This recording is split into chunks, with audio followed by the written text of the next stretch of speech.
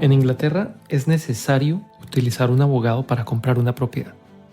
Normalmente cuando uno compra una propiedad por medio de un agente inmobiliario, el agente siempre le pregunta a uno como comprador si ya tiene un abogado que lo va a representar en la compra. Si uno no tiene un abogado, no es problema. Siempre los agentes inmobiliarios tienen abogados con quienes ellos trabajan frecuentemente y el agente siempre está en capacidad de recomendarle al comprador uno o una lista de abogados para que el comprador escoja. Ustedes deben tener presente que a la gente le interesa que la compra se materialice, que el negocio se cierre y que se cierre pronto, pues ellos ganan su comisión cuando el comprador se convierte efectivamente en el dueño de la propiedad y el comprador pasa a ser efectivamente el dueño en el momento cuando el contrato de compra y venta se suscribe, o en lo que técnicamente aquí se conoce como el completion. Utilizar el abogado que a uno le recomienda el agente inmobiliario normalmente no tiene nada de malo, pues los abogados trabajan bajo un código de conducta que les exige velar por los intereses del cliente. Sin embargo, lo mejor es que ustedes tengan un abogado de su entera confianza. En este episodio, ustedes van a entender cuáles son las razones por las cuales es muy importante que ustedes tengan a un abogado que los represente, incluso antes de ir a ver una propiedad. Los aspectos legales de los negocios de bienes raíces tienen sus particularidades. Los abogados de propiedades utilizan unos términos que son bien particulares. Muchos de ustedes tienen el inglés como segunda lengua. ¿Les pasa lo mismo que me pasa a mí? Los términos legales que utilizan los abogados resultan extraños. Y aún más si tenemos presente que venimos de Latinoamérica o de España, en donde estamos acostumbrados al derecho civil. Hace un par de semanas tuve el placer de conocer a Adolfo Márquez. Adolfo es un abogado venezolano quien trabaja para una firma que se llama Abacus Solicitors, que queda en Manchester. Adolfo es un asesor legal en el área del derecho de propiedades. Mi nombre es Leo Suárez.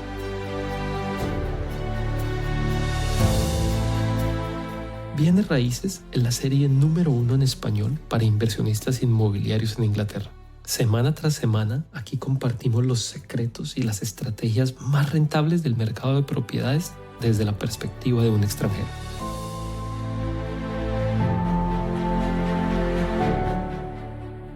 Debido a que Adolfo está en la ciudad de Manchester y yo me encuentro en Londres, decidimos atrevernos a realizar esta grabación por medio de Skype, por internet. Así que le pido disculpas a todos ustedes si de pronto la calidad del audio no es la mejor. Adolfo, ¿cómo estás? Bienvenido a nuestro programa. Hola Leonardo, ¿cómo estás? Muchas gracias por invitarme. Todo lo contrario, quien te tiene que dar las gracias en nombre de nuestra audiencia soy yo por atender esta charla y por acceder a compartir tu experiencia. Gracias. Adolfo, yo estoy seguro que muchas de las personas que nos escuchan, no solo aquí en Inglaterra, sino en Latinoamérica, van a estar muy contentos y van a encontrar muy valioso escuchar de esos aspectos legales que son tan importantes directamente de un abogado que les hable en español claro y conciso. Porque si algo que uno encuentra confuso a veces es la terminología que ustedes los abogados utilizan. Discúlpame por favor ser tan franco. No, sí, es verdad. A veces usamos bastantes complejos, bastantes cosas complicadas y nada, a la gente le cuesta entender, pero para eso estamos, para explicarle a las personas que no pueden entender de la mejor manera posible. Excelente. Adolfo, ¿tú podrías por favor compartir con nuestra audiencia brevemente tu historia? ¿Cómo llegaste a convertirte en un asesor legal de propiedades en el Reino Unido? Sí, claro. La verdad, te voy a decir, le doy muchísimas gracias a la suerte porque empecé como la mayoría de los inmigrantes que va a otro país en busca de un mejor futuro, lavando platos, atendiendo mesas y un día buscando trabajo fuerte, dije nada, voy a intentar empezar como agente de bienes raíces, como lo que llaman aquí estate agent. Y una empresa me contrató para hacer lo que es la parte administrativa de ese trabajo. Y bueno, después de unos meses, de cuando aprendí la terminología y el proceso, dije, bueno, ahora voy a lo que es mi área, el área legal. Voy a intentar buscar empleo en el área legal de propiedad y una firma de abogados ubicada en Stockport me dio la oportunidad y 4 años después, pues estoy aquí en Abacus Solicitor brindando la asesoría a todo el que lo necesita. Maravilloso. ¿Y tú estudiaste leyes en Venezuela? Sí, correcto. Yo era abogado criminalista en Venezuela. Y me imagino que haber pasado por esa agencia inmobiliaria te permitió entender cómo es el proceso de venta, que a veces es un poquito complejo.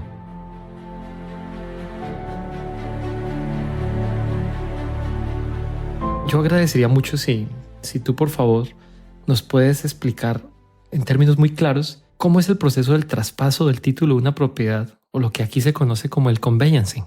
Claro, sí. Lo que nosotros estamos acostumbrados, posiblemente la mayoría de los países de Latinoamérica lo hace, es cuando un comprador encuentra su casa, se pone en contacto con el vendedor, pactan el monto y simplemente, bueno, si hay una hipoteca por medio, el banco les da el dinero, pasa el dinero de manos, se registra en el registro inmobiliario y ese es el fin de la historia. Aquí es un poco más complejo. Aquí tenemos un comprador, el vendedor, el estate agent que está involucrado, que es el que publicita las propiedades y luego pasa por el proceso legal llamado conveyancing.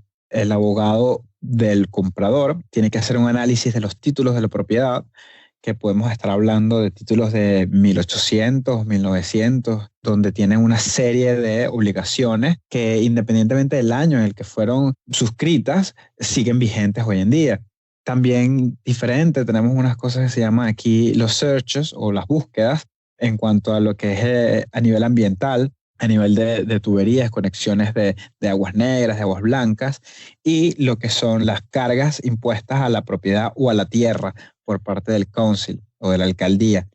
Todo eso debe ser analizado por el abogado del comprador y se hacen unas preguntas hacia los vendedores y el abogado del vendedor debe ayudar a obtener las respuestas para que así, al final de todo ese proceso, se pueda dar lo que se llama el completion, que es cuando oficialmente tú tienes las llaves de tu casa en tus manos. Y cuando se hace efectivamente el traspaso del dinero de los abogados del comprador a los abogados del vendedor, ellos finalmente le envían el dinero al vendedor. Correcto. Es curioso porque el comprador nunca va a ver el dinero del banco en sus manos. Va a ser traspasado desde el banco al abogado del comprador y el abogado del comprador lo va a pasar a su vez al abogado del vendedor, quien, bueno, dependiendo si tienen una hipoteca, o sea, pagará la hipoteca o le dará el dinero completamente al vendedor. Sí. ¿Y alguien podría de pronto hacer el proceso de compra sin utilizar un abogado? Bueno, sí se podría, pero te puedo decir que hay muchos riesgos. No solo riesgos, sino también la posibilidad de que el abogado del vendedor decida no actuar o simplemente decida cobrar más porque hay una serie de obligaciones que se tienen que hacer. Por ejemplo, lo que es el anti-money laundering. Tienes también que hacer una búsqueda ante la persona de lo que es el bankruptcy search, si está en bancarrota o no. Entonces, todas esas cosas, los abogados de los vendedores asumen que el abogado del comprador los hará, porque es obligatorio por parte de las firmas de abogados. Pero si tú no tienes un abogado que te represente, entonces ya él no va a confiar en eso y los va a tener que hacer él. Entonces, obviamente, ¿quién va a correr con esos gastos? Sería el vendedor. Entonces, ya ahí tienes un primer problema. El segundo problema está en que si estás comprando con una hipoteca, el banco también debe ser representado. Entonces, si aún así tú decides no ser representado, el banco asignará un abogado. Así que de todas, necesitas un abogado para comprar. Y qué mejor tener un abogado que le hable a uno en su propio idioma, que les pueda explicar las cosas con mucha calma, con mucha paciencia y sobre todo, pues por la diferencia, nosotros venimos acostumbrados a un sistema legal completamente diferente en Latinoamérica al que opera aquí en el Reino Unido. Y cuéntame una cosa, ¿por qué no puede uno utilizar un abogado tanto para el comprador como el vendedor? Y en este caso, si hay un banco con una hipoteca en la propiedad, un tercer abogado, ¿por qué no lo puede hacer todo eso un solo abogado? Bueno, sí podrían, hay excepciones. Lo que es el organismo regulador de los abogados, que es el SRA, o el Solicitors Regulatory Authority, te da prohibiciones del por qué un mismo abogado no podría representar ambas partes. Y la razón principal es porque podría crearse un conflicto de intereses. En el caso de que hay un conflicto entre el abogado, entre, por ejemplo, el vendedor y el comprador, pues simplemente tendríamos un problema. ¿A quién vas a defender en el sentido de ese problema? ¿Por quién vas a proteger más? Entonces, debido a ese problema, a ese posible conflicto de interés, el SRA dijo, no pueden hacer lo mismo el mismo abogado. Sin embargo, no hay prohibición de que la misma firma de abogados actúe en el nombre del comprador y el vendedor. Por ejemplo, si ustedes contratan a mi firma, nosotros tenemos un pool de abogados, yo puedo actuar en nombre de alguien en particular y otro de los abogados de la firma podría actuar en nombre de la otra parte y todo sería muy sencillo porque estamos uno al frente del otro. Totalmente de acuerdo. No vamos a, ¿qué es lo que suele pasar aquí? A nosotros nos ha pasado que muchas veces se quedan esperando semanas porque un abogado no ha enviado un email a una autoridad local o a una de las compañías de servicios públicos esperando una respuesta, y el abogado que lo está asesorando a uno, pues simplemente lo que hace es llamarlo, dejarle mensajes, mandarle correos, pero esa comunicación entre ellos no existe. Qué bueno que ustedes estén en la misma oficina y pues finalmente ustedes reciben pago cuando se completa el negocio.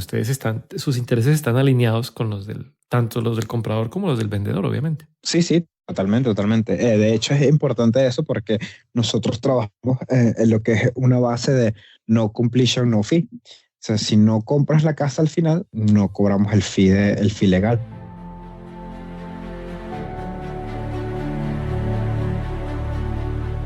Adolfo, cuéntanos otra cosa. En Inglaterra hay una diferencia con la manera como se hace el negocio de las propiedades y hay dos pasos muy bien definidos.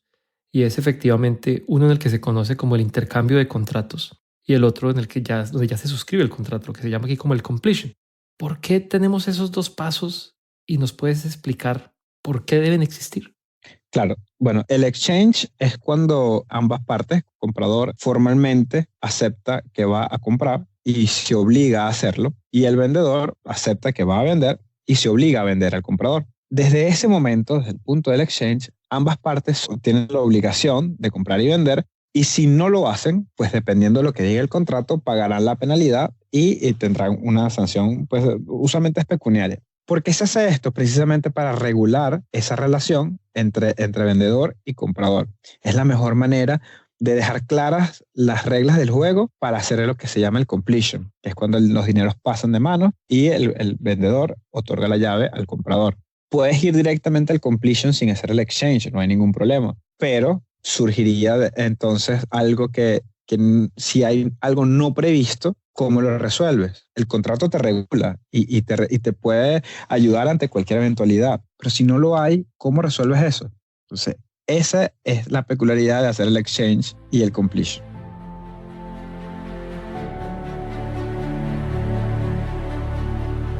Hay otra cosa que es muy interesante y para mí fue la primera vez que lo escuché en el Reino Unido, el concepto de las cadenas, y para la audiencia que nos escucha en Latinoamérica, es el hecho de que en Inglaterra uno no puede obligar al vendedor de una propiedad en la que esa persona vivía a que efectivamente haya el completion o que se efectúe la suscripción del contrato y decirle a la persona, bueno, me da pena, me entrega las llaves, aquí está su plata y usted tiene que buscar ahora a dónde se va a ir. Esa persona debe tener garantizado para dónde se va a ir, y normalmente la persona que vende la propiedad está comprando otra propiedad. Entonces, la compra de la propiedad número uno, si la podemos definir así, está sujeta a que efectivamente se suscriba al contrato de la propiedad que el vendedor está comprando.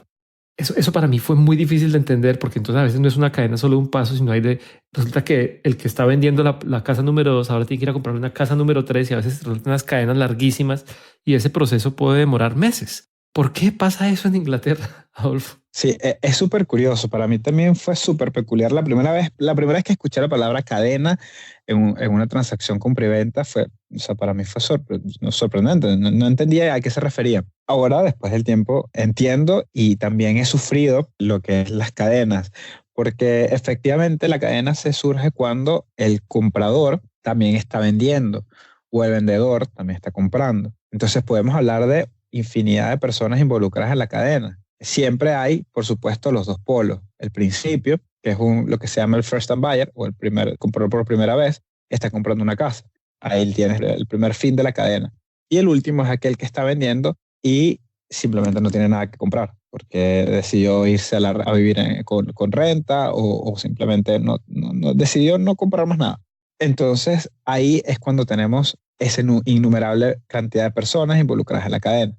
Pero puede haber problemas. Si alguien en esa cadena no logra hacer el exchange o el completion a la vez, entonces hablaríamos de lo que se dice el rompimiento de la cadena, ¿okay? Y podría traer problemas para el resto de las personas involucradas. Porque hay que esperar hasta que esa persona consiga una vivienda alternativa o a que renegocie el contrato que está dañando la cadena. Entonces pueden haber demoras. Yo he visto casos en el que un proceso de compraventa puede demorarse 6 meses, hasta 12 meses. ¿Cuál ha sido el peor de los casos que tú has tratado? Si obviamente nos puedes contar sin mencionar nombres, obviamente por cuestiones de confidencialidad. Claro, claro. Bueno, de hecho, hace poco me pasó, ahorita que mencionas la demora, un first time buyer estaba comprando una casa de alguien que también a su vez estaba comprando su segunda casa Y resulta que la casa que estaba comprando el vendedor no funcionó. O sea, simplemente decidió salirse de esa compra.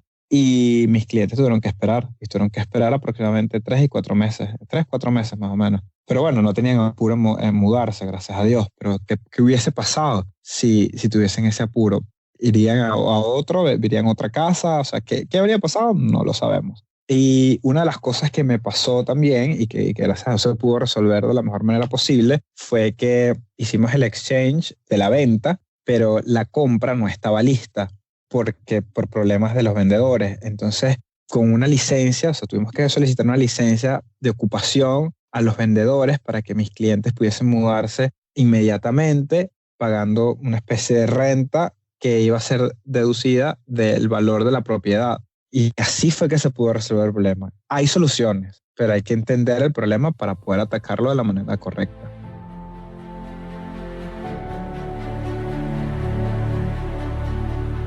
Te tengo otra pregunta. ¿Por qué las inmobiliarias siempre tienden a recomendarle a uno el abogado? Y entonces, uno como comprador, ¿qué debe buscar en un abogado de propiedades? Bueno, lo primero, tienes que encontrar, tu abogado tiene que darte confianza. Eso es lo ideal y el punto de partida.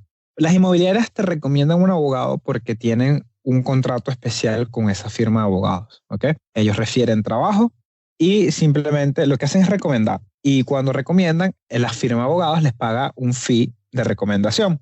Entonces, para ellos es conveniente que la persona use los abogados que ellos recomiendan, porque simplemente por el dinero, por ese fee de recomendación.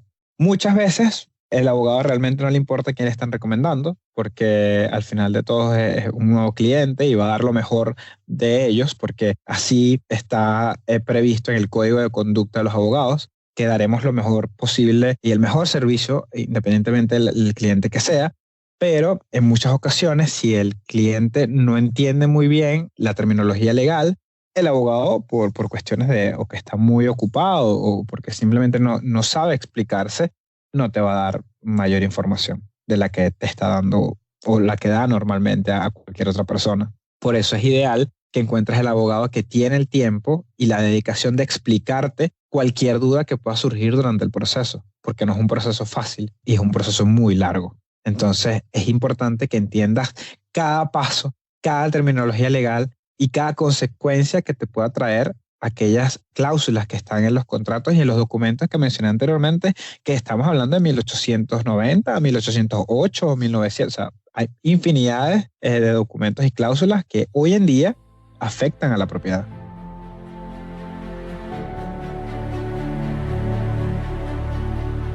Otra duda que seguramente le va a saltar mucho a nuestra audiencia es ¿qué riesgos puede tener uno antes de comprar una propiedad? Y precisamente porque yo siempre recomiendo, nosotros utilizamos a nuestros abogados aquí en Londres para cuando vamos a ver una propiedad.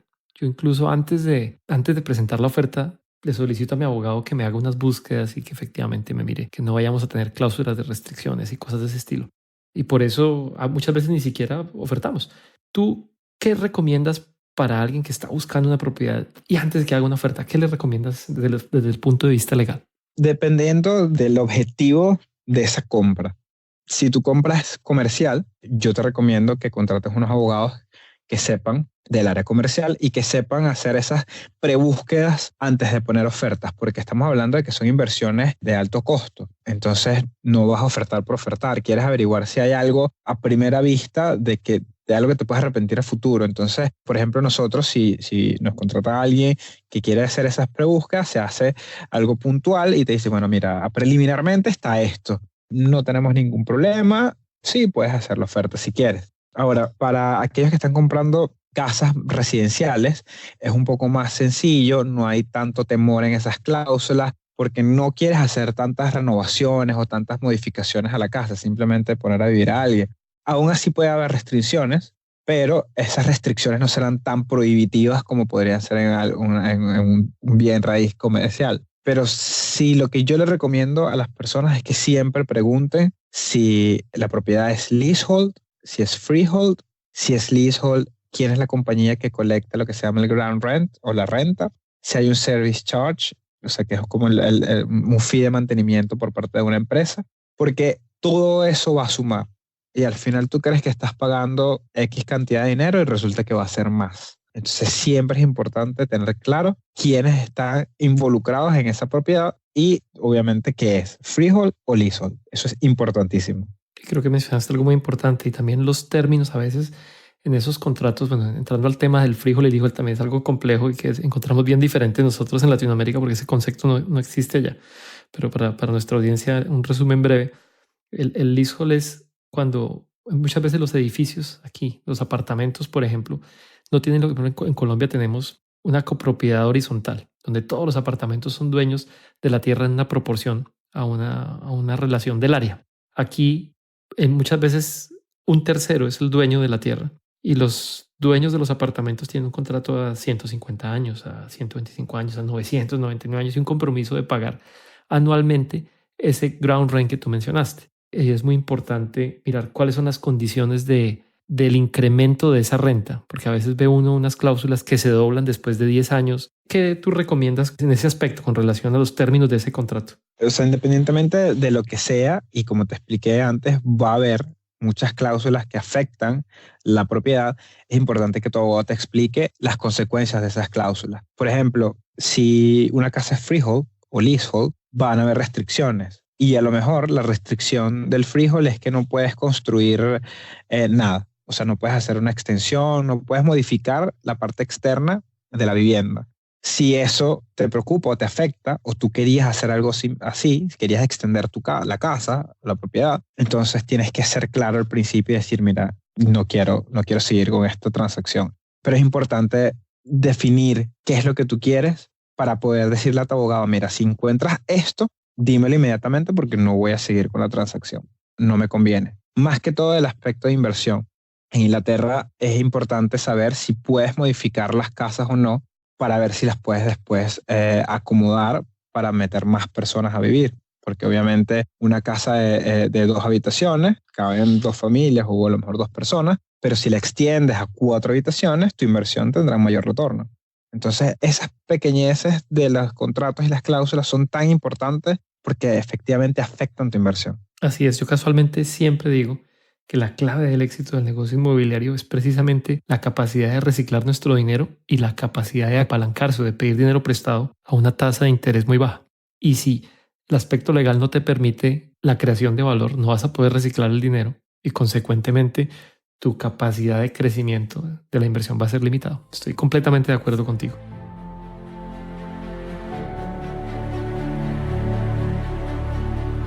Tengo otra pregunta, Adolfo, que me gustaría que nos ayudaras que nos dieras un poquito de clarificación. ¿Qué riesgo tienen los inversionistas de Latinoamérica que quieran invertir en el Reino Unido en propiedades desde el punto de vista legal? Bueno, no hay un riesgo como tal. Yo pienso que el mayor riesgo sería si una de las empresas involucradas, por ejemplo, si estás comprando un leasehold y hay una empresa que colecta el ground rent, te está intentando contactar y por alguna razón no tienes un correo electrónico, que rara vez hoy en día un inversionista no tiene correo electrónico, pero se puede dar el caso, y no te puede ubicar, vas a crear obviamente mora e intereses en ese ground rent y podría traerte problemas. Pero un inversionista extranjero puede fácilmente invertir. Obviamente hay unos pasos que hay que seguir, sobre todo el anti-money laundering. Por ser persona extranjera, hay más pasos que cubrir, pero no hay ningún problema. O sea, no hay nada que temer, siempre y cuando tengas toda la documentación en regla y evidencia del origen de los fondos, no hay ningún problema. Eso fácilmente se puede resolver.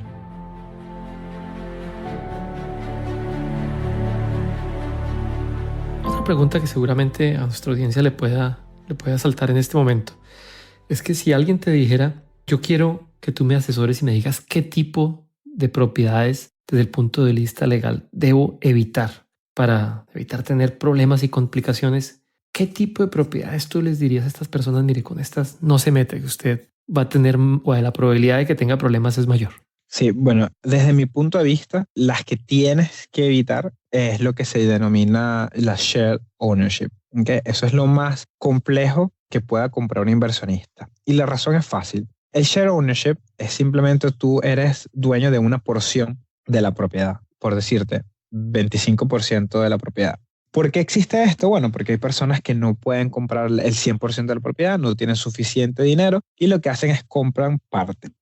Esa parte, el resto, por ejemplo, compraste 25, el 75% es dueña una empresa. Y esa empresa, por ese porcentaje, te va a cobrar una renta. Entonces estarías pagando, si usaste una hipoteca, la hipoteca y la renta.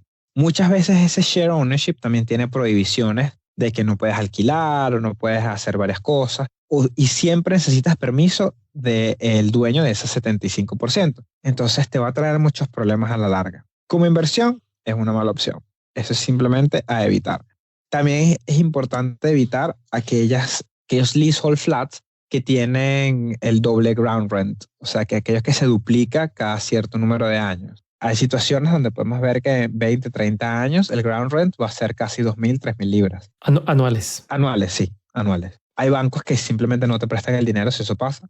Hay bancos que te dicen, bueno, tienes que modificar esa cláusula y tú tienes que resolver cómo. Eso se hace con lo que se denomina el deed of variation. Es simplemente un acuerdo entre el dueño de la tierra, el freeholder, y tú, de que ese ground rent no se va a duplicar. Pero eso cuesta dinero y tienes que involucrar abogados. Entonces, de nuevo, es complejo. Y desde el punto de vista estructural, es importante que si vas a comprar un apartamento, tienes que saber muy bien si está recubierto de cladding o no, que fue el material que se incendió con el Grenfell Tower en Londres. Muchos apartamentos, o sea, muchos edificios altos están recubiertos de ese material. Después de la tragedia del Grenfell Tower, muchos intentaron cambiarlos, pero muchos otros simplemente por no tener los medios económicos dejaron el material. Entonces es importantísimo porque de nuevo hay muchos bancos que no te prestan dinero si hay cladding involucrado en el edificio. Y hay compañías de seguro que no te van a vender una póliza por las mismas condiciones. Gracias por mencionarlo, es un punto muy importante. Yo creo que con eso nos damos cuenta de que el rol del abogado es extremadamente valioso. Obviamente yo creo que muchos estarán preguntando, bueno, ¿cuánto cuestan los honorarios de un abogado? ¿Cómo se pagan? Ya dijimos que se pagan obviamente al final y sobre todo algunas compañías le cobran a uno un pequeño anticipo. Me gusta mucho saber que ustedes dan solo si el negocio sale. Pero ¿por qué no nos ilustras un poco pronto con un ejemplo? Si alguien compra una propiedad para inversión, por ejemplo, que valga 200.000 libras, ¿cuántos serían los honorarios legales si tú actúas por parte del comprador? Usualmente los abogados suelen cobrar en base al valor de la propiedad. Como tú mencionas, vamos a decir una casa, un freehold, que es lo más básico, lo más sencillo, por 200.000 libras sería aproximadamente unas 650 libras más IVA. Y después tenemos lo que mencioné al principio del programa, que es los searches. Eso los hace una compañía, o sea, un tercero involucrado. Ningún abogado hace sus propios searches. Tú simplemente subcontratas, por decir, hay unas compañías predeterminadas para hacer eso y ellos cobran un fee. Dependiendo del tipo de searches, tienen un diferente valor y eso se suma al valor total del abogado. Pero de nuevo, eso no es vamos a decir, no es un fee legal que cobra el abogado, sino es un fee del proceso que de todas lo vas a pagar. Ya no yendo tanto a los fees del abogado, porque ya te mencioné, el fee legal básico es entre 500, 600 libras más IVA. Te IVA del 20% para que la gente lo tenga claro, sí. Sí, exacto, el IVA es el 20%. Pero tú como vamos a decir, vamos a hablar de la parte del comprador. Está los searches, ¿ok? Que eso oscila entre 200 a 370 pounds. Después tenemos lo que es el Land Registry Fee, que obviamente es el Land Registry, vamos a decir, la oficina de registro a nivel nacional, te cobra un fee dependiendo del valor de la propiedad. De 0 a 80, creo que es 20 pounds, después son 40, después son 95, 135 y así va escalando dependiendo al valor de la propiedad. Y luego tenemos el stamp duty, el famoso impuesto. El impuesto de timbre. Sí, que sería un porcentaje también del valor de la propiedad. Si eres first time buyer, no te preocupes por eso, porque estás exento. Si no eres compañía, obviamente. Si es una compañía, eres responsable de pagar hasta el 3%. Y de nuevo vamos escalando dependiendo del valor de la propiedad. Pero habría que calcularlo ya. Para los que estén interesados, nosotros en el episodio número 4, si no estoy mal, compartimos una calculadora inmobiliaria en la que se calculaban estos rubros automáticamente, sobre todo el impuesto de timbre, que a veces como tiene esas bandas, a veces es difícil para los que estén interesados. Pueden ir y descargarla directamente de la página www.bienes.co.uk /episodios o /EP04 para ser más preciso. En la transcripción está el link, cómo la pueden descargar.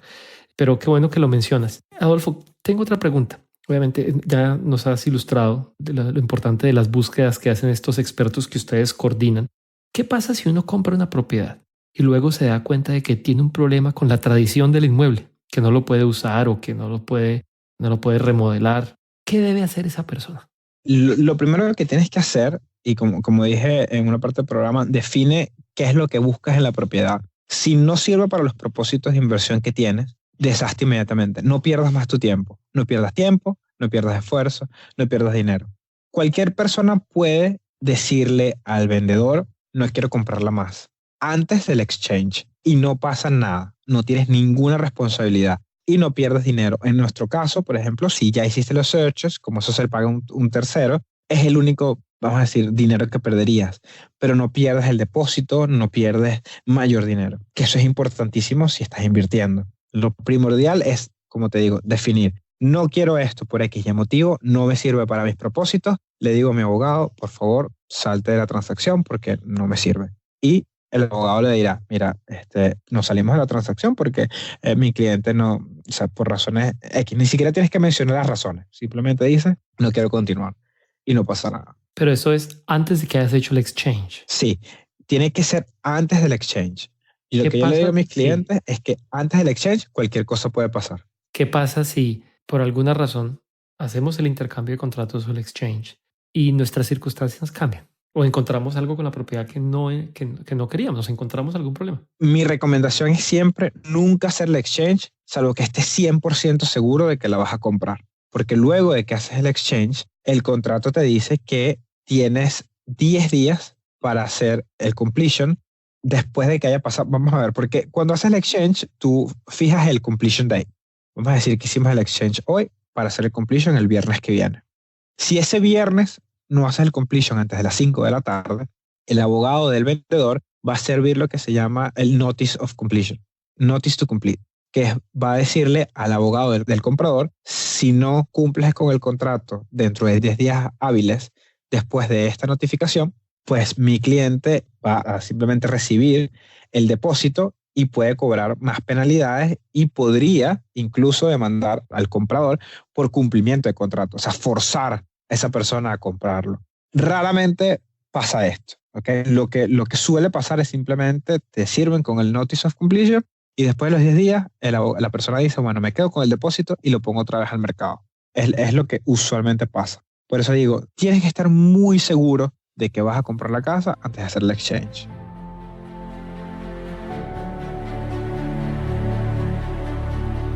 Obviamente la parte legal es muy técnica. Algunas veces por X o Y motivo no nos sentimos a gusto con los servicios que nos prestan los abogados. Aquí en el Reino Unido hay una entidad que vela porque el servicio que prestan los abogados y por las buenas prácticas que deben seguir. ¿Por qué nos cuentas un poquito de cómo funciona esto? ¿Cómo puede alguien eventualmente tener la tranquilidad que el abogado de verdad lo va a representar bien y que hay una segunda instancia, si puedo darle ese nombre, entre la cual la persona puede eventualmente quejarse, ¿no? O hacer reclamaciones? Sí, claro. Es importantísimo también que las personas sientan que hay protección por todos lados. El abogado no es súper poderoso. También tiene sus faltas y también puede que tenga problemas. Entonces, si tienes un problema con tu abogado, lo primero que tienes que hacer es hacer un complaint a un superior de ese abogado. Hay procesos internos de la firma para lidiar con ese complaint. Si tú ves que no hay respuesta, o que la respuesta no es la que tú esperabas, o ves que te están dando largas, la segunda instancia es lo que se denomina el Legal Ombudsman. Te paso el link después para que lo pongas y la audiencia lo pueda, obviamente, acceder cuando lo necesite. Sí, gracias. Esa es una palabra que cada vez que yo, por ejemplo, la voy a escribir, tengo dudas. Ombudsman, no es fácil el spelling. Sí. No es fácil para los que hablamos español. Gracias, la incluiré en la transcripción del episodio, que va a estar obviamente donde lo descarguen, bien sea de YouTube o de cualquiera de las aplicaciones de podcast, y nuevamente en la página web. Gracias. Espero que pena te interrumpí, Adolfo. Sí, continúa. Tranquilo. No, sí, es súper compleja esa palabra, de verdad. Pero el Legal Ombudsman es aquella entidad que regula precisamente estas transacciones, estos problemas legales que tienes con tu abogado. Si ya va más allá, ¿ok? Si por ejemplo, digamos que no es que tengas un problema durante la transacción, sino que ya compraste tu casa ya te sentaste, ya tienes tu inversión y de repente te diste cuenta que hay un problema, que tu abogado nunca te lo dijo, que o simplemente no se dio cuenta, entonces ya volvemos otra vez. Primero haces el complaint, ves qué pueden hacer ellos y si ya la cosa es simplemente terrible, haces lo que se llama un negligence claim, que es simplemente contratas a un abogado que va a hacer un claim ante esa compañía, ante esa firma de abogados y bueno, verán cuál es el resultado del claim. Esas son las opciones, el abanico de opciones que tienen las personas como medio de protección contra un abogado que no hace lo que debería hacer. Y seguramente ustedes como abogados están bajo la obligación de contratar un Professional Indemnity Insurance, como sería un seguro de servicio profesional, así como a los ingenieros nos toca, como les toca a los odontólogos. ¿Ustedes están en ese requisito también? Sí, correcto. Todos los abogados las firmas de abogados tienen que tener un indemnity policy y que creo que estamos hablando de millones de libras, porque por si hay un problema que amerite eso. Sí, todas las firmas tienen ese seguro. Pero como te digo, siempre la mejor manera es simplemente hacer primero el complaint, seguir la cadena de quejas y luego ir escalando dependiendo de la proporcionalidad del caso. Gracias por tu respuesta. Y a mí precisamente esa transparencia y el hecho de que existan estas entidades que en verdad definen las reglas del juego es lo que me da tanta tranquilidad hacer negocios en Inglaterra, comparado tristemente con la manera de hacer negocios en Latinoamérica, donde bueno, nosotros tenemos un dicho: cuando hay un problema, no vaya a quejarse la pila del mono. De pronto muchas personas que no han escuchado antes, eso quiere decir como no, te pasó y de malas, porque ya tristemente no hay solución. Pues tristemente es porque muchas veces en nuestros países el Estado de Derecho, que es algo que ustedes los abogados utilizan constantemente, no existe, brilla por su ausencia. Sí, sí, totalmente, totalmente. Aquí, si hay una queja, un complaint, algo, simplemente la persona de verdad hace el claim y resulta. A veces tarda un poco, a veces puede que no tarde tanto, pero sí hay esa seguridad de que vas a tener una respuesta a tu problema. Y eso es tan importante porque crea un sentido de seguridad al cliente que no lo tiene cualquier país.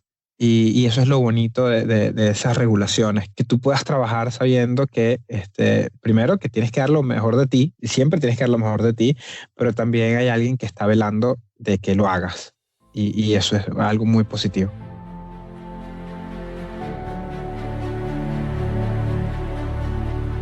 Otra pregunta que quiero hacerte, muy seguramente algunas personas que no están domiciliadas en el Reino Unido, que no tienen un pasaporte inglés, quieren saber si pueden contar con un asesor legal que los ayude cuando no están acá. ¿Tú has asesorado a inversionistas que están afuera del país a comprar viviendas en el Reino Unido? Sí, sí, nosotros actuamos con muchos clientes de todas partes del mundo, en verdad, todas partes del mundo, principalmente obviamente de Europa y Asia, por la cercanía y por la relación que tienen histórica con Inglaterra y porque conocen más o menos cómo es el mercado y cómo se maneja, sin ningún problema, en verdad, no hay ningún problema. Como dije anteriormente, tienes que hacer unos chequeos un poquito más rigurosos, pero nada que preocuparse.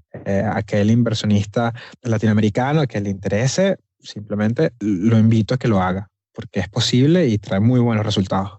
Adolfo, ¿hay algo que no te haya preguntado y que de pronto tú quisieras compartir con nuestra audiencia y que creas que es importante para todos aquellos que quieren venir a hacer inversiones en el Reino Unido en bienes raíces? Bueno, para aquellas personas que quieren invertir, como tú mencionas, en bienes raíces, es importante que sepan en la ciudad en la que la quieren hacer, que no se dejen deslumbrar porque la ciudad tiene un nombre bonito o porque conocen la ciudad por nombre. A veces hay unos pueblitos que resultan ser muy buenos para inversiones, que vamos a decir, tienes que poner poco capital para tener un gran retorno y que confíen en los profesionales que estamos aquí, porque tanto tú como yo podemos brindar un buen servicio para aquellas personas que lo necesiten.